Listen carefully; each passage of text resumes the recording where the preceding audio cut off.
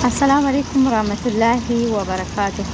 الشماء هنكفوني هردفتو تفيك بجمتو تسني موتي زرجست نجا كيسني الحمد لله قال ربي نجا خوتي سنين جدا هردفتو تفيك بجمتو تفيا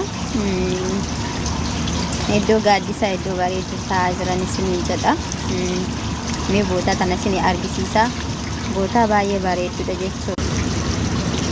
Mee ilaala bishaan kun akkasini bareedu jechuudha. Dalgatti geessee sin argisiisa. Argitanii akkasini bareedu. Waaw baay'ee namatti tola jechuudha. Baay'ee bareedudha jechuudha. دسنا جري جرا والله كنا سنتاي جراني لي أوف مي مالس مال يادت مي يو حبابو بوتا بشاني وانا كنا أرجيتا مي مال يادت نسنين جرا هردفتو تكية والله باي دسنا مجرا بيتاني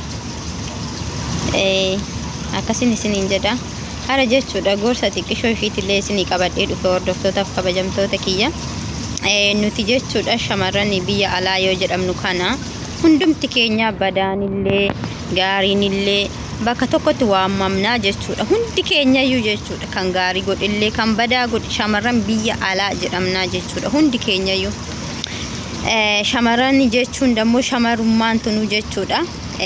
Beetanii shamara jechuun bakka maal jedheetin isin ibsa jechuudha.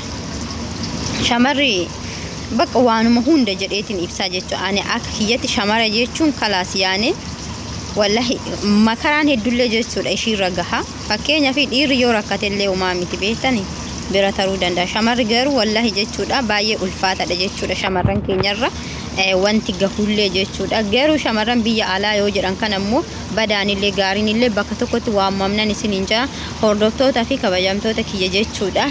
Yoon balleessellee dhiifama naa godha garuu jechuudha nuti gizee biyyarraa baanu jechuudha. Shamarri biyyarraa bahuunu eeyyamamaa miti tokkoffaa irratti ingidii jechuudha biyya keenyarraa yaanee jirra.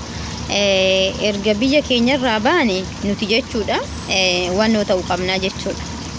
Goobazii ta'uu qabnaa dalagachuu qabnaa jechuudha. Inna maqaa shamarran biyya alaa kanallee kan nagahaan teessee hojjetattullee balleessuu hin qabdu jechuudha.